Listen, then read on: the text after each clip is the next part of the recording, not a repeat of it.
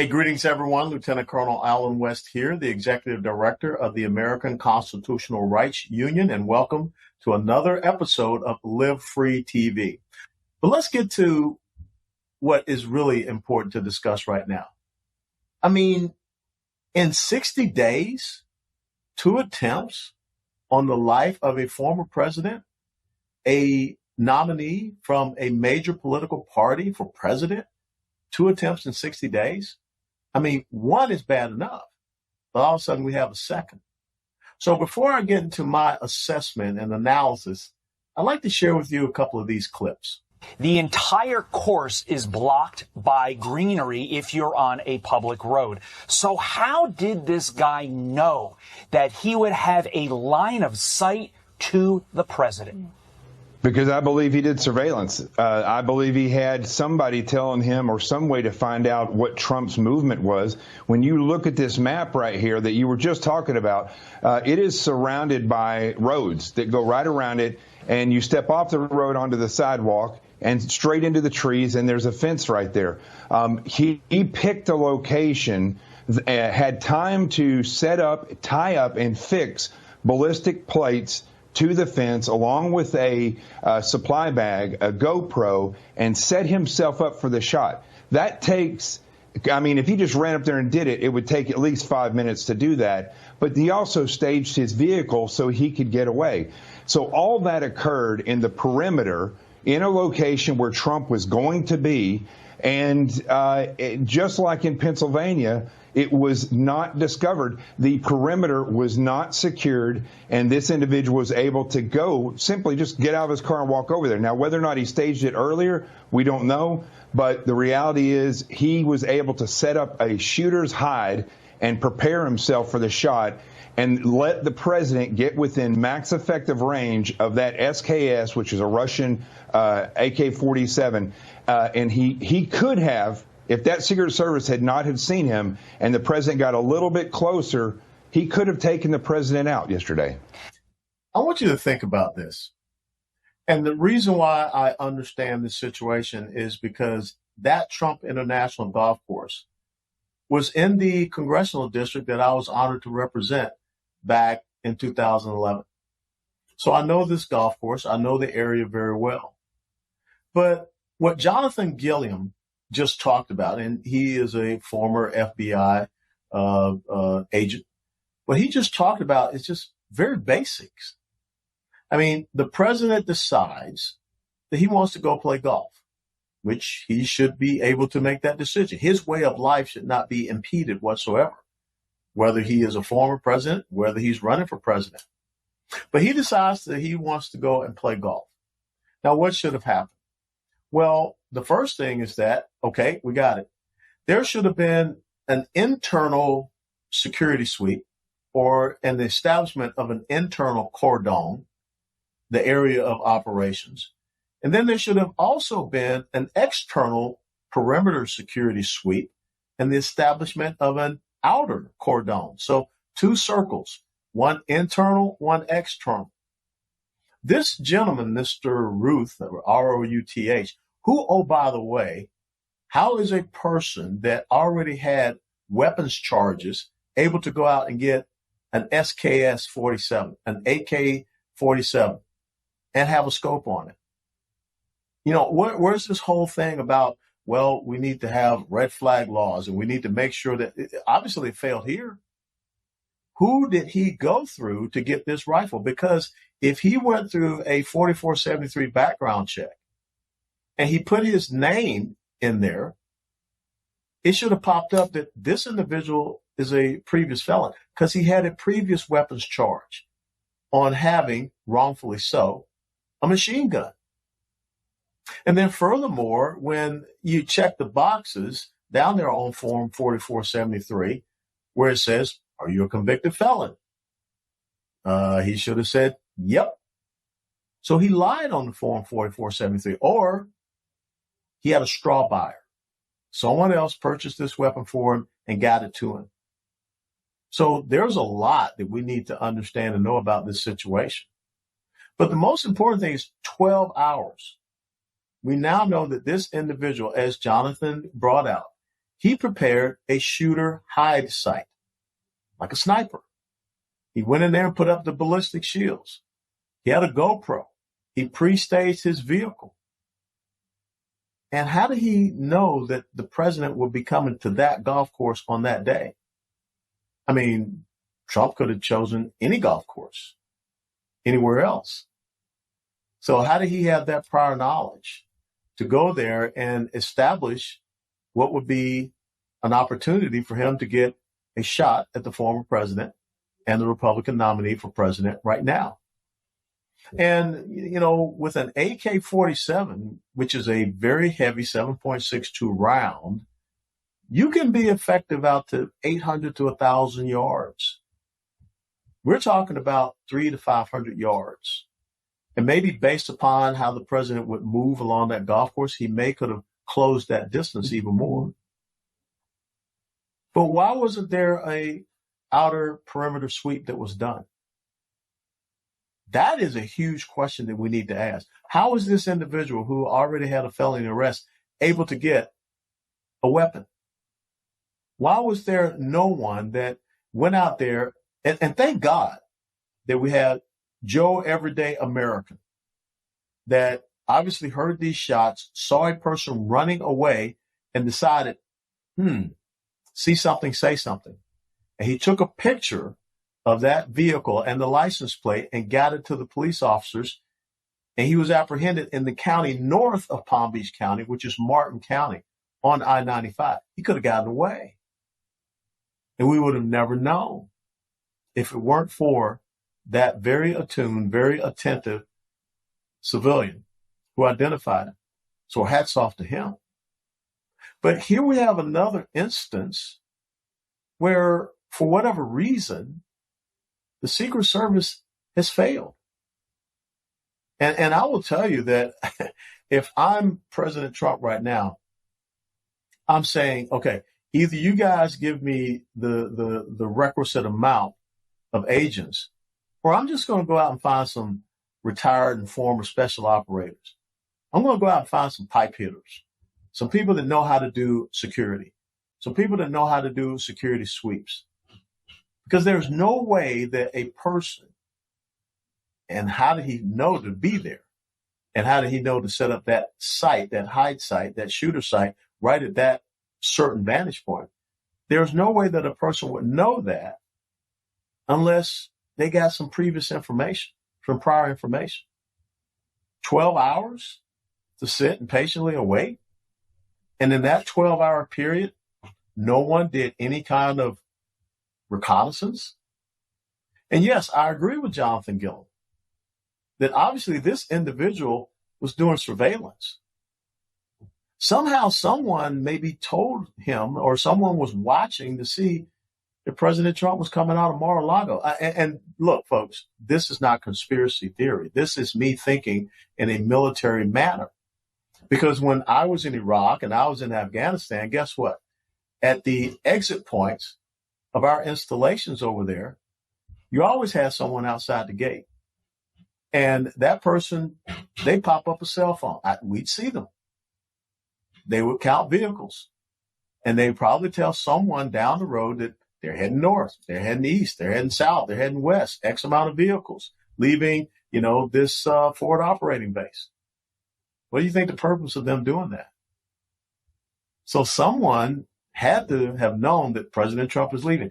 See, the other question I would ask, was there someone at any other golf course within the area where President Trump could have gone to?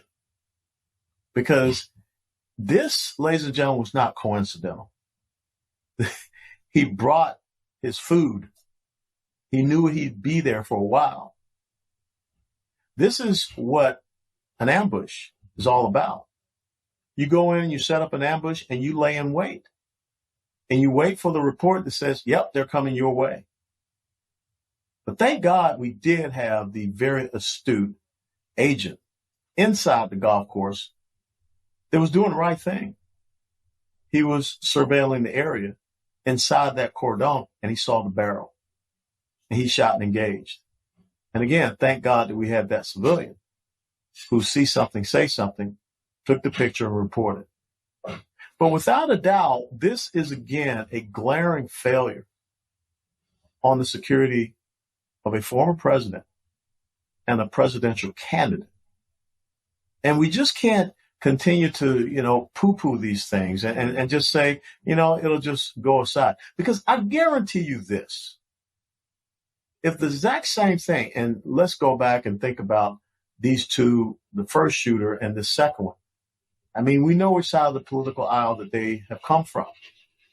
If this were something where it was President Biden as the target, Kamala Harris as the target, you would have all kinds of explosions going on inside the minds and the heads of those people on the mainstream media. But not in this case. I mean, Joe, you have never served in the military. But when you look at this, I mean, can't you just scratch your head and say, this does not make sense? That a guy was hiding in the tree line for 12 hours and no one knew anything about it? I mean, and so that's what I think is that, those of us from a military perspective, we can see this and we can say that, man, this is FUBAR. And I think y'all know what FUBAR means. That's from Saving Private Ryan. But even to the everyday eye of the everyday citizen, number one, 2 of these things happening within 60 some odd days. But an individual being able to set up and establish himself and wait for 12 hours, that means this is a pre-planned ambush. And you don't conduct a pre-planned ambush unless you're relying upon intelligence, information. You're not just driving by and saying, oh, let me just go over here in this tree line around Trump International Golf Course and let me see if I can get a shot at the president. No, that's not the case here. But even worse is the response from the progressive socialist left in the aftermath. And again, this whole thing about, well, Donald Trump's rhetoric has brought this about. Donald Trump talking about Haitians in Springfield, Ohio. What in the Sam Hill does that have to do with an individual who prepared himself for 12 hours to take a shot at the president of the United States of America? Let's share some of the clips. It just kind of gives you a little insight into the whole rhetoric of the progressive socialist left, which we were told after the first assassination attempt, you got to tamp it down. Roll. I just don't even know why there aren't uprisings all over the country. Maybe there will be. There needs to be unrest in the streets for as long as there is unrest in our lives. You got to be ready to throw a punch. Well, you have to be ready to throw a punch. Donald Trump, I think you need to go back and punch him in the face. That I thought he should have punched him in the face. I feel like punching him. I'd like to take him behind the gym if I were in high school. If we were in high school, I'd take him behind the gym and beat the hell out of him. No, I wish we were in high school. I could take him behind the gym. I will go and take Trump out tonight. Take him out now. Okay. When was the last time an actor assassinated a president? They're still going to have to go out and put a bullet in Donald Trump. Show me where it says that protests are supposed to be polite and peaceful. And you push back on them, and you tell them they're not welcome anymore, anywhere. I have thought an awful lot about blowing up the White House. Please, get up in the face of some Congress people. People will do what they do. I want to tell you, Gorsuch, I want to tell you, Kavanaugh, you have released the whirlwind, and you will pay the price.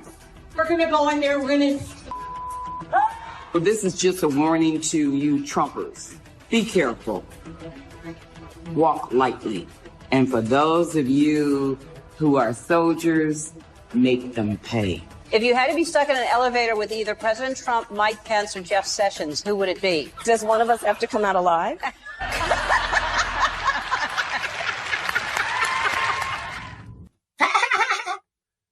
I don't think it's funny. Now, there's freedom of speech and freedom of expression, but there's also incitement to violence. And what you just saw was a series, and this goes back to the very beginning of the Trump administration. I mean, as a matter of fact, Madonna's speech, that was the very first weekend after Trump's inauguration. We did not show you the clip from the play that was done, Julius Caesar play that was done in New York that showed a character resembling Donald Trump being stabbed to death. We did not show you the video of Snoop Dogg, where he held up a gun to the President Trump likeness and pulled the trigger. It went bang. Now, just flip the script. If that was done from another political side, you would have people getting the knock on the door at O'Dark Early and being carted away for conveying a threat against sitting president or even a former president. If someone were to come out and say that about Barack Obama, just put a bullet in it. Let's take him out. If I'm in an elevator with Barack Obama, Joe Biden, and Kamala Harris, do they have to come out alive? Nah. So this hypocrisy on the left, and again, to try to say that Donald Trump is responsible for the atmosphere and the conditions that really have led to 2 attempts on his life, that tells you something about the left, because I believe that they would be the exact same people who, if there were a trial, they would blame the rape victim. That's really what we're talking about here. She was dressed provocatively and she was, enticing men to do what they did. She asked for it. The party of women's rights. But that's basically the same parallel that we see here. So when you talk about constitutional speech, just the same as I don't agree with people being out in the streets, ripping down the American flag, replacing it with a terrorist flag of an Islamic jihadist organization, Hamas. But yet you had Joe Biden at the Democrat convention saying, those people out there protesting, they have a point. What point is that? So what is the point of this incessant rhetoric where you're an extremist because you believe in the Constitution? You're an extremist because you believe in natural rights theory? You're an extremist. If you believe in policies that promote individual rights, freedom, and liberty, you're an extremist. You're an extremist if you sit and you believe that, I have the right to keep and bear arms. No, you don't. Well, yeah, I do. It's written right here. No amendment to the Constitution is absolute. Those are the words of Joe Biden. But yet a convicted felon, this Routh gentleman, goes out and gets an AK-47 and makes an attempt to take out a former president. So you're an extremist. You're Hitler. And the more that you continue to call someone Hitler, which is very disturbing, the more you continue to call someone weird, then the mentality of a lot of these delusional, deranged leftists out there, and let's not forget that the person who drove from Illinois down to Washington, D.C. to shoot up the Republican congressional baseball team, he was a Bernie Sanders supporter. If you continue to say these things, so people are going to act on it. Well, if he's Hitler, I got to take him out. And they just told me to take him out. And if I don't take him out, well, I'm being immoral because he's bad. He's a threat. He's going to destroy America. Just the same as this Senator Chuck Schumer, what you just saw, him standing out there and saying that you will reap the win, that you will pay what you've done, naming 2 Supreme Court justices. And we know what happened with Justice Kavanaugh. A man was found with rope and weapons outside of his home. And he was very honest about what his intentions were. Just the same as this gentleman, Mr. Ruth. We know what his intentions are. And I find it absolutely hilarious, Joe, that people sit around saying, I wonder what his motivations are. We're not clear about his motivation. Okay, so you sit in the bushes for 12 hours with a GoPro, with a backpack which has food in it, with ballistic shields up, to cover your position. And we're not sure what your motivations are. And you have an AK-47 long rifle with a scope on it pointing in toward the place where the former president is playing golf. We're not sure what your intentions are. Well, let me I think we got a pretty good idea what your intentions are. But this is the left. The history of progressivism, the history of socialism, the history of Marxism, the history of communism, It's about threats. It's about intimidation. It's about coercion. And ultimately, it's about violence. That's how they advance themselves. That's how they advance what they believe in. Leftism has killed tens of millions, if not hundreds of millions of people across the world in its history since it was first introduced. And here we are today. We still see the exact same thing from progressives, socialists, leftists, Marxists, communists, statists, whatever you want to call them. This is about putting a fear into you. That's why people that go and stand outside pro-life centers, they're getting a knock on the door at dark early in the morning. This whole mentality of an East German Stasi police.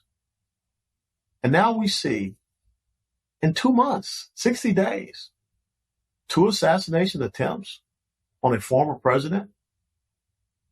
And it's all about what he has said.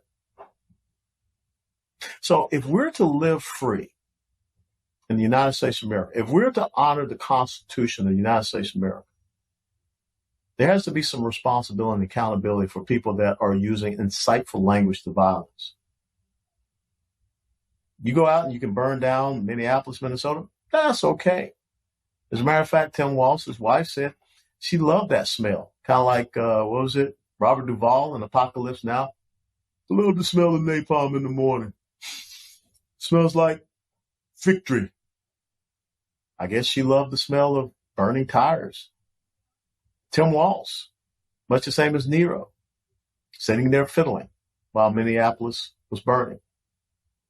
Kamala Harris, who supposedly wants us to believe that she stands for law and order, made sure that the people that were responsible for the violence in Minneapolis, to include burning down a police precinct station, they were released. The kids on these college and university campuses going out and supporting an Islamic terrorist organization, committing acts of violence, destroying property, they get released. A former president, a nominee for president, is demonized, has the entire government of this Biden administration weaponized against him, but yet it's his fault. Ladies and gentlemen, we are at a serious crossroads for the future of this constitutional republic. We have seen assassinations before in these United States of America. There cannot be another attempt on the life of President Donald Trump. But if the left does not change course, I believe that there will be. To include after President Trump is elected, do you think that they'll change their rhetoric? No. And therefore, they'll set him up for another assassination attempt. It is our responsibility as citizens to do exactly what we saw that man do there in Palm Beach County, to report the criminal activities that he saw. We all have to be very vigilant. We all have to be quite resilient. We have to show resolve in these days and times. And that's what it means to be steadfast and loyal.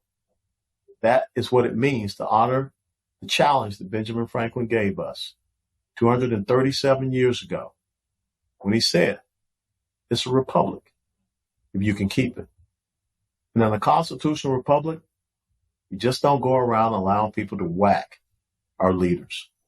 Furthermore, those people that are going out with insightful rhetoric, there has to be consequences and ramifications, because we are not Stalin's Russia, Mao's China, Castro's Cuba, or Chavez and Maduro's Venezuela.